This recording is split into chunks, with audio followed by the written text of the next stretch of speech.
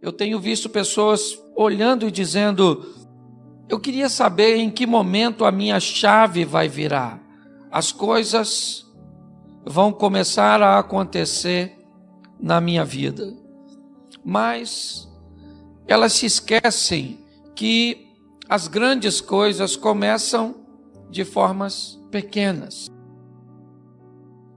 Quando você vê algo grande, não imagine que isso começou dessa forma. Entenda que alguma coisa aconteceu anteriormente. Houve um percurso, houve um caminho para que essas coisas grandes começassem a acontecer. Muitas pessoas ficam por boa parte da sua vida aguardando momentos pirotécnicos, momentos extraordinários, momentos marcantes para que a sua vida dê uma guinada. E muitas delas chegam no final da vida, certo? E descobrem que esse momento não fez parte de sua história. Então ela começa a olhar a história do outro e começa a achar que há uma injustiça em Deus, que ofereceu oportunidades ao outro que não ofereceu a você.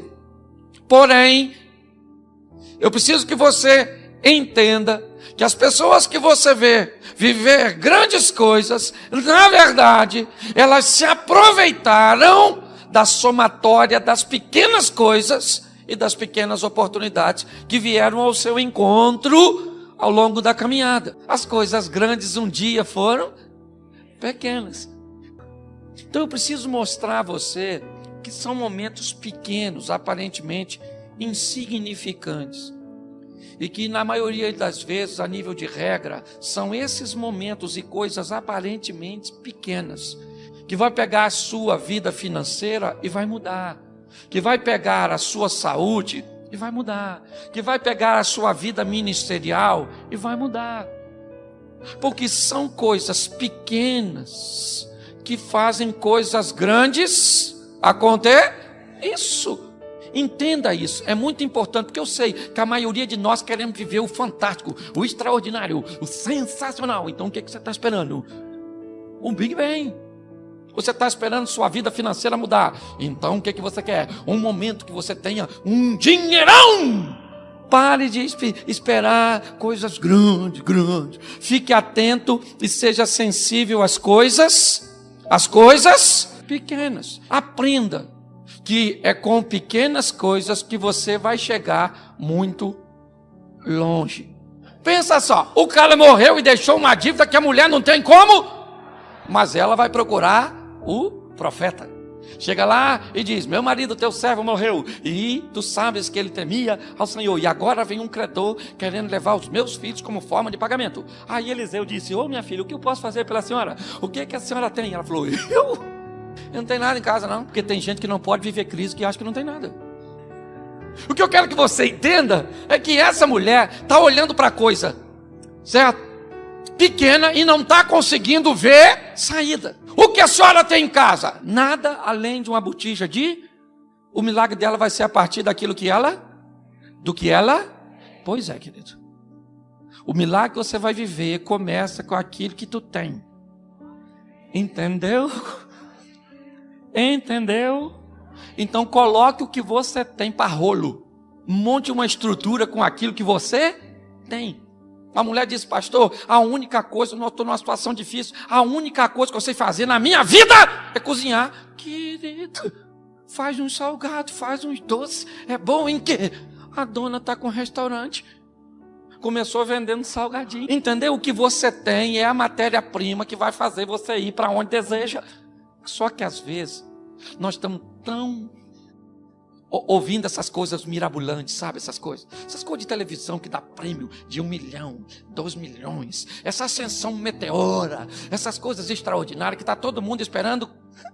Coisa grande. Eu venho da roça o lema era de grão em grão. Eu olho e são coisas pequenininhas. Hoje as pessoas ficam esperando as coisas extraordinárias e Deus está só mandando gota. Aproveita essa aí, filho. O que é isso? O que é isso? isso não é nada, não é nada. Eliseu falou, a senhora vai para sua casa, presta atenção, pega vasilha, vai nos seus vizinhos, coloca tudo, pega seus filhos e vai encher os negócios tudinho.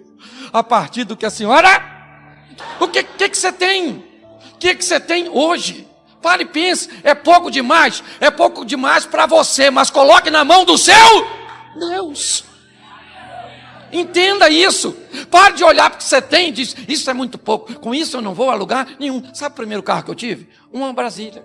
Eu levava um pano com uma garrafa d'água, porque bobina esquentava.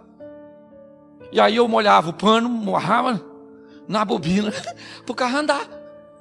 Entendeu? Depois troquei por um Corsa, que é apaixonado por reboque. Um dia ele parou na Dutra, em Taubaté, eu mandei rebocar para a oficina. Quando ele desceu, o mecânico ligou e ele pegou. O mecânico falou, o que ele tem, moço? Eu falei, vontade de andar de reboque, só pode. Você acha que a Brasília era o meu ideal? Mas era a minha realidade. Então eu fui indo de realidade. Então descubra o que vai startar. Descubra o que vai iniciar, sabe, a sua trajetória de mudanças, porque provavelmente isso já está diante de você, e você não consegue enxergar. A grande verdade é essa.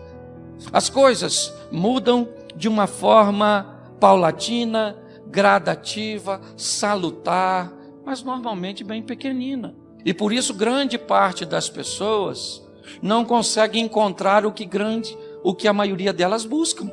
Por quê? Sempre estão esperando coisas grandiosas. Converse hoje com Silvio Santos e pergunta como é que ele começou a sua história. Ele vai dizer a você, eu era um camelo, sim ou não? Isso. Histórias grandes têm começo pequeno. Entenda isso. É isso que eu quero que você entenda. Pegue o que tu tem. Repita assim, o que eu tenho. Isso aí. É o que tu tem. Não peça dinheiro emprestado. Pega o que você tem.